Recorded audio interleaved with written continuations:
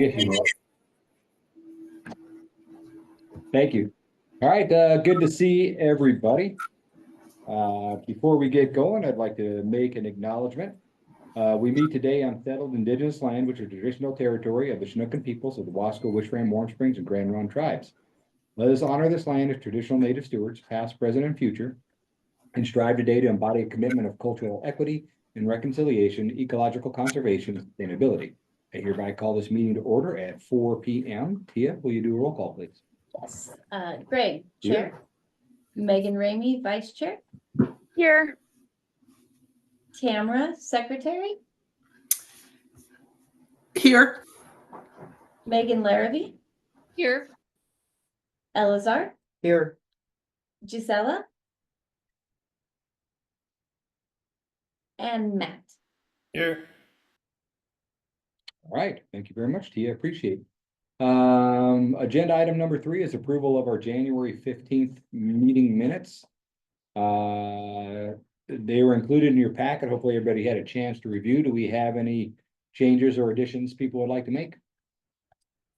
I guess it'd be our February meeting though, right? I think I said January. February It'd be meeting, yes. February, yeah. Might say January.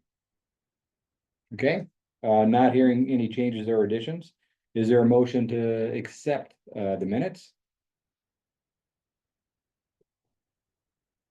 Matt, we're all looking at you. Yeah, I'll move to do that then. Let's go. Move to approve the meetings from the February meeting minutes. Thank you. Thank you. Appreciate that, Matt. Do we have a second? A second. Thank you, Megan. Any further discussion? All right, all those in favor, please say aye. Aye. Aye. Any opposed? Okay, chair votes aye. Meeting minutes are approved. We're on agenda item number 4 for public comment. Do we have any public here?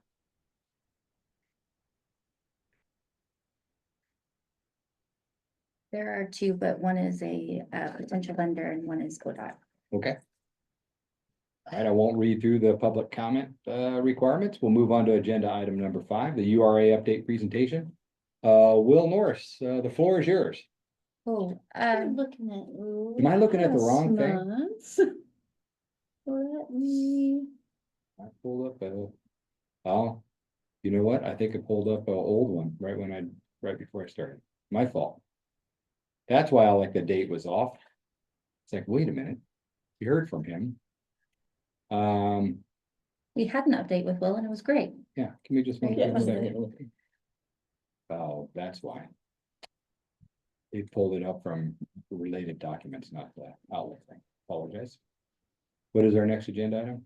It is the financial report. Okay, why don't we go to the financial report? I like that better.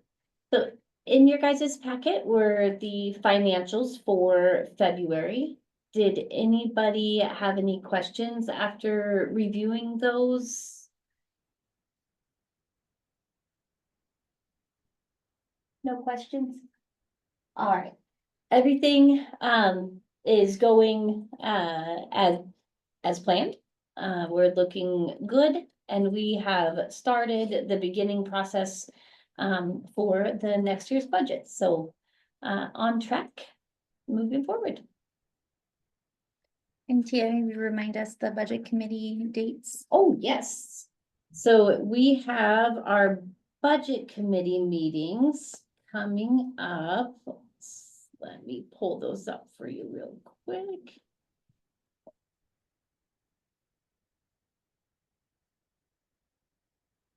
Stuff's not cooperating. Here we go.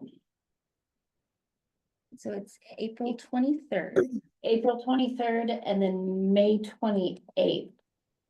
So April 23rd from 5 to 6:30 and then May 28th. And both of them are Wednesdays and they're the Wednesday after the board meeting. Okay. All right. And anything else you'd like to add, Tia? No, I think that covers the financial. Oh, actually, yes, I'm sorry. We were able to, like we spoke about last month, moving the money market funds into into separate LGIP accounts. The accounts have been opened and the funds have been transferred, so those are up and running, and everything is with LGIP now, except for our operating account is with Umpqua. And Tia, when we looked at the interest that our LGIP account has accrued, where are we currently for the year? Sounds like a setup for software. We are Definitely softball. currently, excuse me, right at about $40,000 in interest in our LGIP account, just the one account that we had. Which is about double It is double, as and previous years. we still have a few months to go, so I'm excited to see where we end. Okay. Awesome, thanks for sharing. Yeah. Now we're on to agenda item 6, and I'm on the right agenda here, which is good. Resolution and action items. Tia, go ahead. All right. So included in your packet was a memo for the janitorial contract. We released an RFP for the janitorial services because our current contract was ending. We received 3 proposals, and after evaluating them, we have selected United Cleaning Systems. They have qualifications that we're looking for, relevant experience, and they were the most cost-effective of the 3 proposals. The proposal that they had submitted, I included in the packet. And staff is recommending that the board approve the United Cleaning Systems, but you guys should discuss and review to approve or not approve the janitorial contract to begin immediately. It is more than our previous janitorial services, which was expected each year is around that $9,000 mark. I don't have any questions. Any other board members have questions about the janitorial?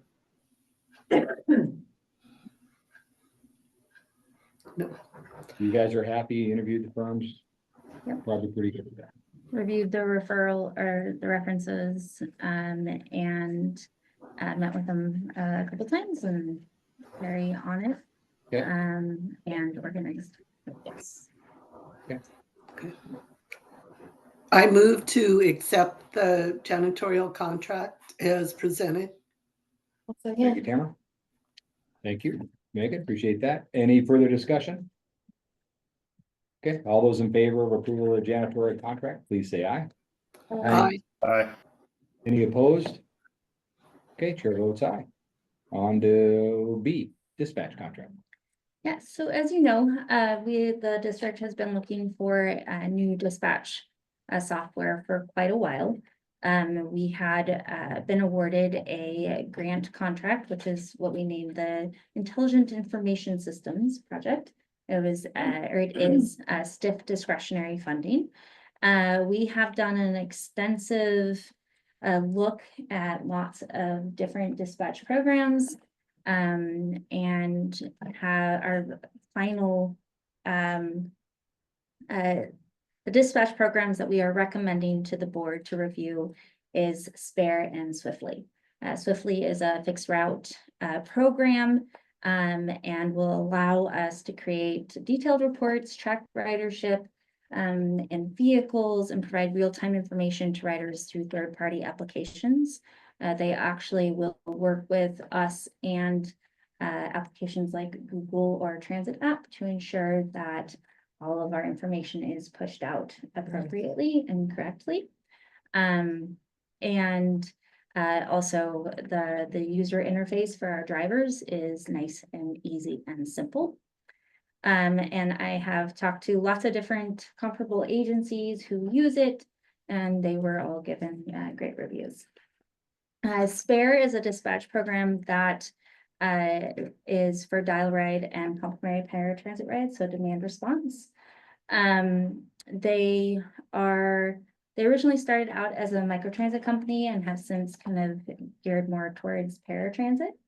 And they have a really nice, easy to use interface for drivers, dispatch, as well as riders. So there will be a rider app, which will be like white labeled, so it'll have all of our information on it. And people can easily, if they choose to, use the app to book the ride. And they can do it same day. We will still have all the ability to book a ride if people call in, but it should reduce, in theory, some of the calls that we get.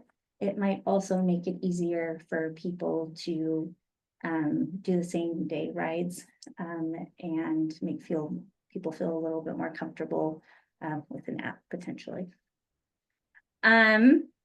The thing though to know if we move in this direction, I'm sorry. Oh, dinging. It's you, I was like checking my phone. No, that's me. Yes, I'm sorry. Is that a stress meter? I What's don't going think on? so. Okay. I think it's the family chat, actually. So the thing to know about this though is it cannot do deviated rides. So when we implement this, if this is the direction that the board approves us to go in, we will have to ensure that it coincides with the planned transition of the Upper Valley route going to a fixed route, rather than a deviated fixed route. So, which is, you know, it was part of the transit master plan. It was always kind of the idea to do, but that does need to be something that we keep in mind. So if the board does approve us to move in this direction, then we will come back at the April meeting with a formal transition plan and what that looks like. We did look at other programs that has the ability to do deviations, but we decided not to go with them because they require proprietary software. We've also used them in the past, and it was there was issues with booking the rides. The way that those other programs did it led to some riders getting missed and leading to complications in the field. So, and the way that this spare is created, that should not happen. The way that they dispatch the rides is done in a different way. Anyways, we do recommend Spare and Swiftly, but you all obviously should discuss what you feel comfortable with. The cost will be for a 3-year term contract. It'll be $135,000 and $135,880. It will be for 3 years. That means we will not have any dispatch programs or dispatch costs for that time period. And we will just make notes in all of our budget documents that after that 3-year contract ends, we have to make sure that's included back in our budget, so that doesn't get missed. And the cost after that 3-year time period will be very consistent with what was planned. And what's the difference between that and what we currently pay? So right now we pay $2,000. So then it goes to 3,500? It goes to 3,500. However, before the program that we had before this, that are kind of mismatched programs that we have right now, it was $3,300 a month. Okay. So it would be That in we line backed with out of that. because they lied about what they could deliver and And the reporting was yeah. really bad and we weren't getting correct rider counts. Okay. Yeah. Yes, Tamara. Okay. So the funding we already have in the bank, or are we waiting to get it? The funding is, the grant has been executed. It actually ends June 30th. And it is state funding, so it is not federal funding. But, So okay, there's no concerns with. But it is in our bank. It's not in our bank account yet. We have to, No, we have to show this and then apply for it. yes, we have to actually make the purchase and then reimburse for it. okay. And then it is money up front for the 3 years is my understanding. Is that correct? Correct. Mhm. Okay, And it actually does allow us, because we're paying 3 years in advance, it's great because it makes it so that we can pay for it with the grant, but it also does reduce that cost by, I think, about 10%. Both these companies been around for a while. Yes, and actually Jacqueline is online. She is part of Swiftly. If you guys would like to hear just a quick, or she might have popped off. Oh, she's there. Jacqueline, you still Still there? here. Yeah. Hi, everyone. Would you like to Hi. give a 30-second kind of review of how long you guys have been around and what your backing sources are? Yeah. We've been around since 2014, and actually we have been profitable for the past 12 months. We intend to be here for a very long time. And that is profitable Spare- outside of venture capital funding.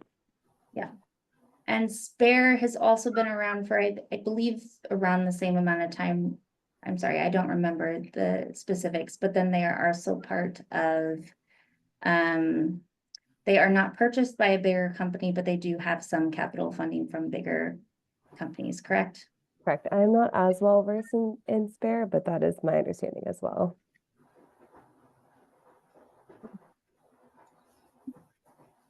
Been getting inundated with transit software spam. And it's like the weirdest. I'm like, they know I'm on the board.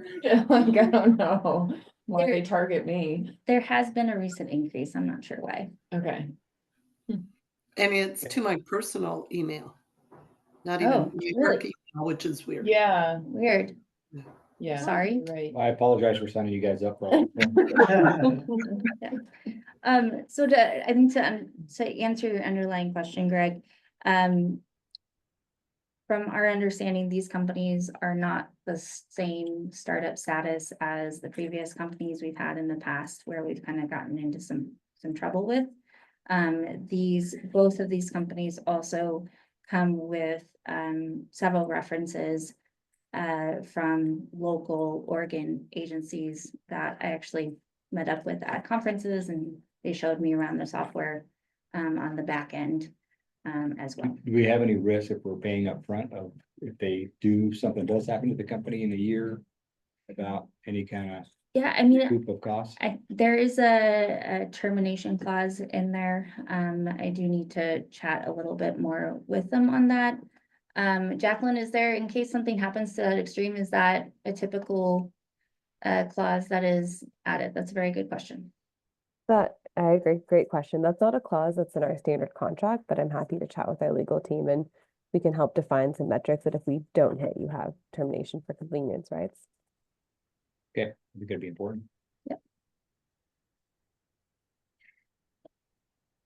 Okay. All right. Well, I guess you're looking for a motion then? Yes. I'll make the. Sorry, I'm just like, I need my glasses. I just got brand new glasses. It's a dispatch contract. Right. No, but I was just like, what is the actual motion? Through the contract for Swift and Spare for a 3-year term. So I'll make that motion to approve the contract for Swiftly and Spare for the 3-year term. Well said. Thank you. Do we have a second? And Second, Okay, thank you. then for the notes, Tim, let's just make sure that in that contract, we look at the termination clauses as well. Thank you. Any further discussion? Yeah, just one quick question. This contract will go into effect, I guess, start of the new fiscal year for us, so like July 1. Is that fair to assume? You know what? I believe it's actually, I thought it was April you get. it, yeah, and it'd then be June. April. Oh, yeah. it's sooner than that. Okay, so I mean, is everyone comfortable with how quickly then we'll have to turn the Upper Valley route into a fixed route? Are there any Well, hurdles there, I guess, is the question. yeah, so we will have, we'll know that there's gonna be some double payment there for the dispatch programs. And we will not make any movement towards transition until we come back to you all to give you that transition timeline. And I would say for that type of transition, we need to have at least a a 30-day notice to the community. And my experience with dispatch programs, it takes a month or two to move over to that new technology anyways. So it's kind of a slower transition, and we do it right. And we need to make sure that everything is in line, and everybody has had the proper training.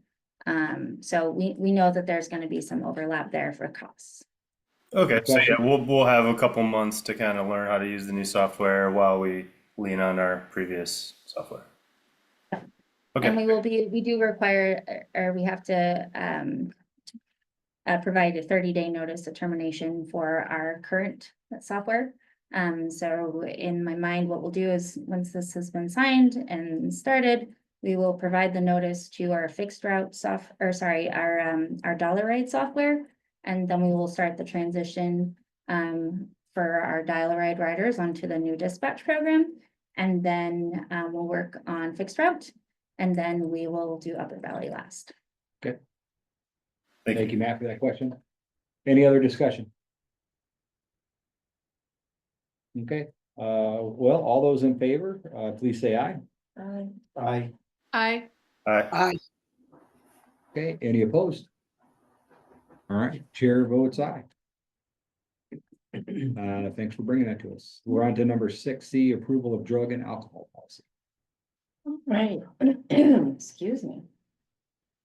In February, we had a drug and alcohol compliance review with RLS and Associates and ODOT. During that review, it was found that we had a couple areas in our current policy that needed revised. There had been updates recently that we needed to reflect in our policy. Those updates I provided, excuse me, the drug and alcohol policy, and I wanted to try to make it easy to identify what those changes were.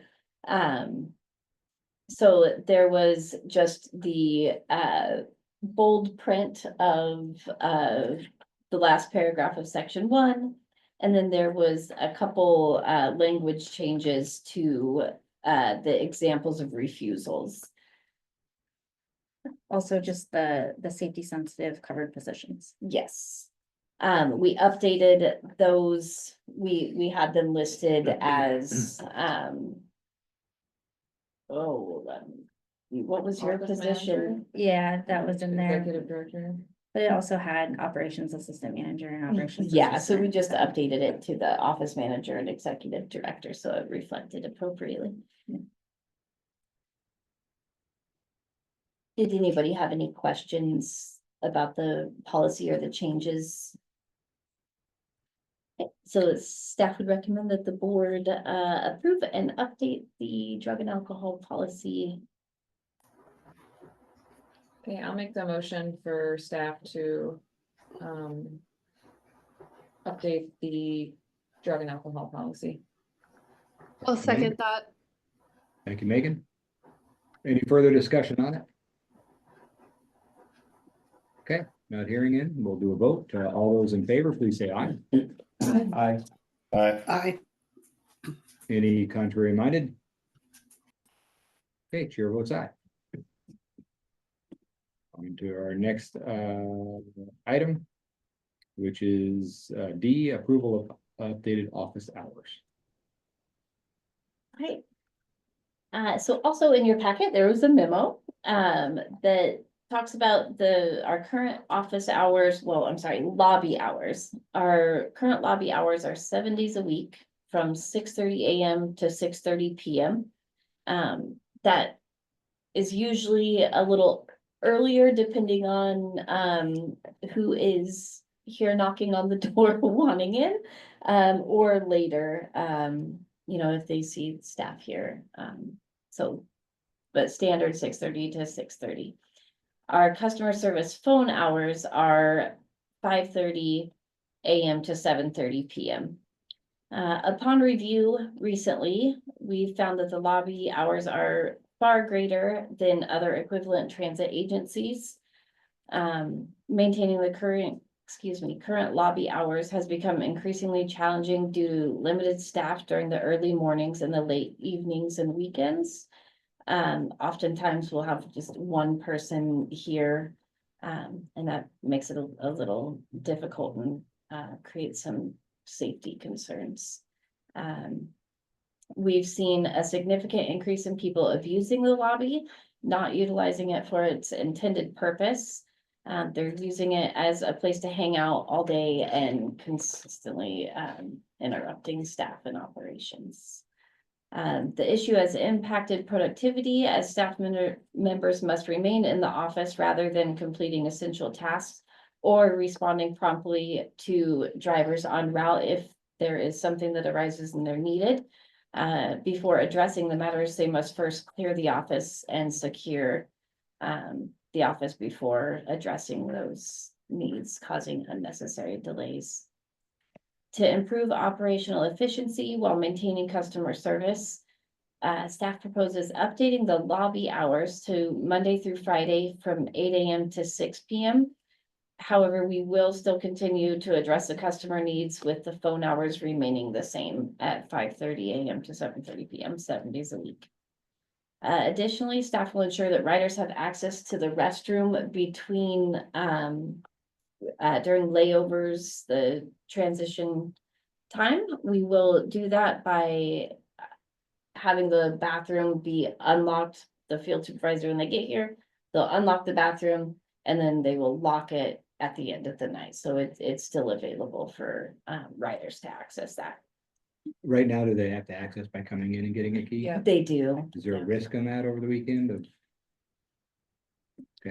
I think so. Because otherwise we'd be putting it on the drivers to unlock it for somebody, and that's probably not practical. No, where we just keep it locked and then they end up using the space behind my office as their bathroom.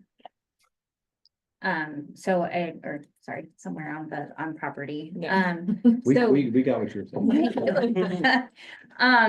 So I think, yeah, we'll need to update the locks. We will ensure that, we have the cameras on, so that we are aware of if there's any issues on the weekends that we can address them promptly. Cause that in the past has been an issue. But I think that based on what we're experiencing now, it is safer for staff for us to deal with additional issues that might happen with just keeping the bathroom unlocked on weekends rather than having the lobbies open. And then also, don't just, so you guys are aware, even with it locked currently, we still have, some issues pop up because it's locked, trying to get in, damaging the deadbolt, just so. Okay. That poses issues as well, so.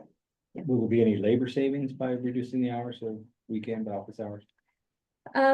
No, because we still have the staff. I think it's mostly safety and ensuring that staff can be more efficient and productive. Because right now the lobby is pulling customers in the lobby, especially on weekends, pull the staff away from their duties. And focus on what may be happening in the lobby rather than focusing on the needs of our drivers. So just so I understand, to address just like the number of hours, it's just gonna be open Monday through Friday. 8 to 6. Yes. Yeah. And then the bathroom's gonna be open from 6 p.m. Friday to. Sorry, it'll be open. We'll make sure it's open whenever our field supervisor is here. So in the Oh, morning. so not like at night and, No. okay, okay, and then, so you're not getting interrupted. Right. What's the deterrent? The, So you're not getting interrupted in the lobby? just like in general, like Yeah. during office hours. So we have done things where I have removed customer access to the Wi-Fi. It's not a required thing for us to have. Right. I've also put boxes on the electrical outlets. The purpose of those electrical outlets is not phone charging stations. So I have done that. And we continue to remind people that the intent is for people who are using the bus However, we can't kick anyone out of this public area unless they are causing a disturbance to the workers. But we can remind them of when the next bus is gonna be, and we can remind them that the library has Wi-Fi and electric outlets and is open for it to be used as well. So. And I think when we remodel our building, I think we should look at how we can potentially redo the lobby area so that there's a little bit more of a obstruction between staff. Yeah. I also know that there's, in the bike tourism world, there's ways to give people like a temporary, like Wi-Fi code that gives them like, I don't know, like 20-30 minutes to just check whatever they need to check, and then, and also like same with electrical charging, because the nature of bike tourism is like you need to plug in your phone and check whatever and then just keep going. So I'm just curious if that could be a fix in the future. Yeah, I think we can look at things like that, especially, you know, with moving forward, but I think right now it's Yeah. Like, why wouldn't somebody hang out all day? And those are really the only times we really get asked about the Wi-Fi is the ones that are just hanging out. Okay. And then real quick, just to give a little idea of something that could occur or had occurred. Last weekend, I believe it was last weekend, within the last couple weeks, we had a driver radio in to the field supervisor asking if they could come to their location as a customer had questions that they could better answer. Luckily, it wasn't a safety related, nothing that really they needed to get to right then. It would have been nice to respond.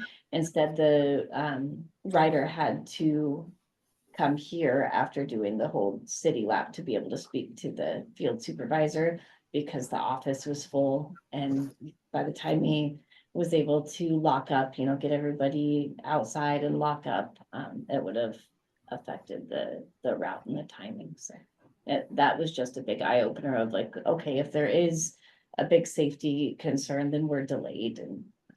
and Tamara has a question, and then there's just one other thing I want to add. And I just, because I've had to deal with that, but having open restrooms, you also need to up your janitorial part of it, because it's not going to be monitored, and unfortunately it may be abused. So I'm just questioning that on the weekends. Is that something that you've talked with your field supervisor? Yes, yeah, we have discussed this, and actually this has been something that staff has been asking for a very long time, but I have been hesitant because of just the ramifications for riders. But I think we're at the point where it's hurting our operations more by having it open. And the folks that are it's not necessarily all writers, it's just a couple subset, and it's making us hard for us to serve everyone. I will say for the janitorial one or issue is, yes, that's on our radar. This has always been an issue for us. The public bathroom has always been a problem, in the sense that we've always had to be very cognizant of it. So that's why I'm not as concerned about making this change for that specific reason. I think it's something that we have to always continue to monitor.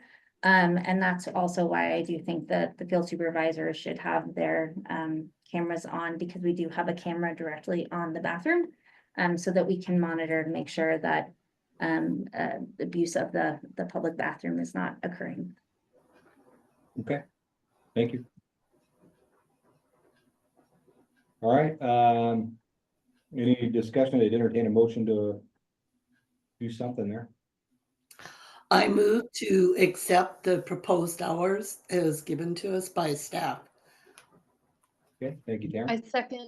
I second that. Motion. Thank you, Megan. Any further discussion on this? Okay. All those in favor of the new updated office hours, please say aye. Aye. Aye. Any opposed? Okay, chair votes aye. Perfect. Thank you. We will, tomorrow reach out to the, Locksmith. locksmith and, fix the door, and then we'll also update our website with an effective date and also notify riders as On well. the signage. Yeah. I think it'll be passengers will self-police each other too. Like I've come up upon the bathroom and been like, what's going on in there? I need to go to the bathroom. So, Yeah, and I think we'll change the signage so it's very clear that you can still call us. We are still available. yes. We are accessible, but we are accessible for transit needs. Great. All right, on to item number 7, operations manager report. Cool. Well, hi. I am. You're again, yet again, the I operations know. manager? I am. Has he had his baby? What? Did he have his baby? Oh, I'm sorry. I didn't, and I missed the In a announcement. public forum or? I don't know. So we are, we're very, yes, I'm sorry, operations report, February 2025. Our score, overall safety score is 100. So that's wonderful. We have gone up. Our speed, for moderate has gone down, as has our percentage for, heavy speeding and severe speeding is at 0. So that's wonderful. No crashes and no harsh events.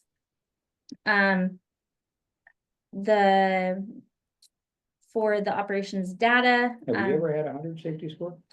you know, not in a very long time. Yeah, I I can't remember. I was like, oh, Okay. well, great, yeah. For operations data, so with our new dispatchware software, I will be able to report on our on-time performance, so that'll be great. When we can start doing that again. Vehicle hours driven, about 1,300, so that, again, that is a bit of a decrease from January, and that's mostly due to snow days and just having lots of snow. So days when we actually had to shut down service, but also, Three less days of operation, right? yeah, exactly. And then I do have some January data I did put in red because I had done some calculations wrong, so I just wanted to highlight that. Vehicle miles driven, again, those have also decreased. The fuel cost, however, has gone up, but that is because there is some residual fuel cost from January. Also, there was an increase by 22 cents per gallon for our fuel, so it's a little bit of a combination of both. No formal customer complaints. We did have 4 vehicle incidents, 5 customer incidents, and 0 vandalism. So vehicle incidents, I chatted about this last time. We did have a Gorge to Mountain Express bus stuck on Mount Hood Meadows access road. Driver was not using chains per ODOT requirements. The issue has been addressed per district policy. Chains caused some damage on a Gorge to Mountain Express bus mud flap. Staff was able to fix the mud flap. We also had on another Gorge to Mountain bus, a coolant line broke, which blew on engine and created some steam in the cabin of the bus. A driver pulled over and another bus was brought to transport riders the remainder of the trip. Mechanic was able to fix on site and return to CAT. Another Gorge to Mountain Express bus was leaking oil. Bus was switched out and minor interruptions to service. Gorge to Mountain Express is a rough service on our buses. Customer incidents, we did have a Mount Hood Meadows customer angered by where the bus was parked up at the ski resort and threatened to actually get in the bus and move the bus. And a wonderful Mount Hood Meadows employee stepped in and diffused the situation. There was a complaint regarding the Hood River circulator route and how there was not a more direct option. Rider left phone on bus and was angered when they could not immediately go back on the bus. field supervisor stepped in and resolved it. A Gorge to Mountain Express rider told parents they were denied a ride because the ski rack was full.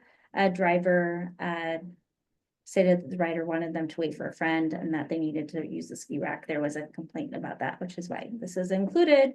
And also a rider was lying in the back of a Hood River City route bus and was frustrated and became angry when a driver stated that there had to be a safe location for them to drop that passenger off and could not drop them off where they wanted to be. Any questions about those? Our employee of the month is Mr. John Job. He is just a fantastic guy, always has a smile and is incredibly reliable, and just, he is Gorge to Mountain Express driver. And he just crushes it every single time. You stole them. We stole them. We've seen them out. Yeah, come on, Right Greg. at. He worked for us, it was great, and even drove for our Hood to Coast run for our team. Great guy. Yeah, he's Great. just solid. Okay, so for ridership, so we had a little bit of a decrease, which was again expected, 3 less days for the month. We also had snow events and had to close a couple of the services due to weather. We did have, when compared to the previous month, we did decrease by 8%. But when you look at the ridership compared to the same month in the previous year, we were up 3%. So that is always promising for me to see. Hours of service, again, we're a little lower because of the less days and snow events. And then our boarding rides per hour, our Gorge to Mountain Express, it's around that 9 boarding rides per hour. And then on average total, we're close to that 6. So, all right. Any other questions on ridership or operations?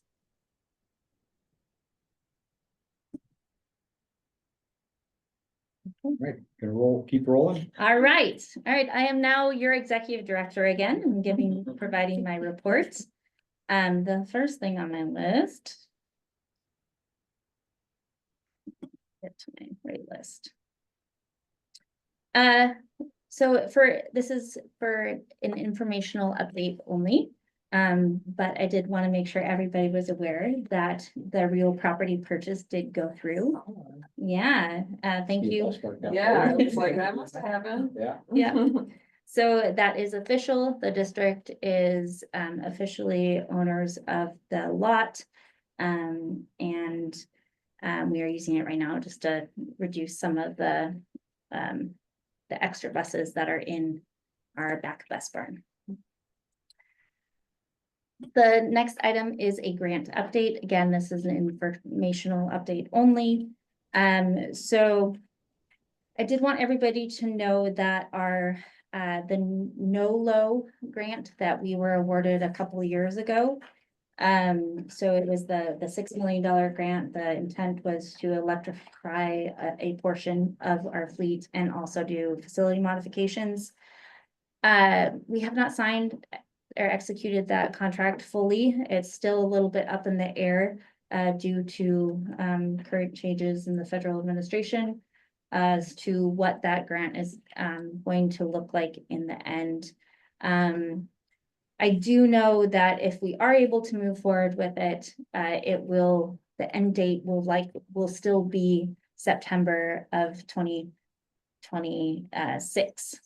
So whatever kind of ends up in that final executed contract, we will have to be able to do, or at least what we are planning on doing will have to be done within a pretty truncated timeframe. So I am working with Toby from ODOT and ensuring that as she's working through this process with FTA, that I am understanding all the implications and what we can and cannot do. Toby, I'm sorry I am putting you on the spot here, but is there anything else that you would like to add to that piece? I don't have any final details yet. I'm working with a team tomorrow, so I should have some updates for you, Amy, and then you can share those with the board on that project. So Thank you. working hard to just get it moving for you, for everyone. Thank you. Got it. The next grant update is the federal funding delays. So just the thing that we have been talking about is just trying to understand when we will receive reimbursements for our federal funding for next fiscal year. ODOT is working to figure out how much they can assist the different agencies with. So we have provided the numbers that we need to receive on a quarterly basis so that we can continue with our current services. And we should hear back, hopefully was it by the end of the month or hopefully early next month? Still on mute. There we go. The end of this month, we should have a schedule of how you can help. And then we would know what grants get executed first and an estimated time for those, and then when you can incur costs and all of that. So that is my goal, and I'm pestering people daily. Well, thank you for that. And then having that information, we'll come back to you at the April meeting to share a little bit more and what the potential options are. But we're cautiously optimistic. So, and along those lines, April 1st is Transit Day at the legislative session. Yes. So I will be going down there along with Jessica Mehta from MCED. Megan has expressed some interest. If there's any other board member who is also interested in coming with us to Transit Day, let me know. It is a full day, so just so everybody is prepared for that. Yeah, I took the Gorge Express and the train down for my Monday testimony. And yeah, I was planning on spending the night there, but then my housemate randomly needed me to drive her car back from the airport. I was like, this works out really well. There you go. Yeah. Easy to get to the airport somehow. Yeah. Yeah, from Beaver. Awesome. So the Multnomah Falls Permit Checker Program, there are funds for this program this year, so that's wonderful. Our partners at the U.S. Forest Service, ODOT, and gosh, I'm always forgetting, it's Clackamas County. They do their Lizzie Keenan's group. Oh, the tourism. Yes. Yes. Yeah. And funding from them. So the RFP will go out by the end of this week, and we'll proceed very similarly to last year. Also something fun, Emily Reed from the Gorge Pass has created this neat little ticket that we will be able to use. So anyone who is getting off the bus at Multnomah Falls, they will get this little commemorative 100th year anniversary of Multnomah Falls Lodge ticket. We designed it to look like an old timey bus ticket. So anyways, we're excited about that. Next is the upcoming election update. This is also an informational update only, with an ask, I guess I would say. For those board members who their term is ending, and if they would like to run again, the due date to submit your form and payment is tomorrow at 5 p.m. Good thing I did it right before this meeting. I haven't done payment, but that's, yeah. They sent me a link right away. I didn't realize it was gonna be so easy. That's great. Yeah. I couldn't find a way to pay online, so I had to. Oh, you buy their didn't? beef. They sent me a link Oh, when I sent it as a PDF. Okay. So. Sorry, Greg. I'm good though. I'm all Okay. set. All right, great. And then our last item is a review of proposed fiscal year 26 board priorities. Like I do every year, I like to review with the board all of the items that are on my list and that I have included in the budget to make sure that I am on track and I have not missed anything or have included something that maybe I should have. So anyway, we can pull it up. Oh, Oh, yeah, that's much better. Yeah, free to run. is everybody else able to get the priorities? Review them? Okay. Does it make sense for me to review them, just list them out, or have you all been able to review I looked them? at them before the meeting, yeah. Okay. All right, I'll just review them real quick. So maintain current service levels, transition of the Upper Valley DVA fixed route into a fixed route. Reduce inefficiencies on the Hood River City route and bus stops and permanent bus stop infrastructure, as well as add a bus stop in Cascade Locks at Forest Lane and Wanapa. Implement new dispatch software to increase operational efficiencies and improve rider experience. Continue implementation of the Transit Master Plan update. Continue and grow the multi-provider Gorge Pass program. Ongoing training for staff and human resources, leadership, overall transit operations, and continue to focus on improved driver trainings and programs. Initiate facility expansion and modifications to accommodate electrification and bigger vehicles. Implement construction of new park and ride as funding allows. Continue to expand outreach to vulnerable communities to ensure access and awareness of transit. Ensure website and promotional materials are in plain language and have an accessible user interface. Continue to explore innovative options and implement solutions to address specific transportation needs, i.e. local NEMT and door-through-door and after hours, as well as procure new vehicles for local and regional services. There's no formal action required. I'm just hoping to kind of get either head nods or head shakes that I am going in the right direction. Give you a head nod. Okay, great. We have a head nod, I have another head nod. Oh, you got some thumbs Oh, up. I got and some everything. thumbs up. Wow. Megan, was there also a thumbs up from you Nope. or a head nod? Okay, good, great, awesome. Well, if you think of anything that we would like to that you might have forgotten, please feel free to just shoot it my way. As this is what I keep in mind when we are building that draft budget. Great. Thank you. That, I believe, is the end of my report. Thank you, Amy. Appreciate that. We're on to agenda item number 9, just discussion items. The board wishes to discuss anything?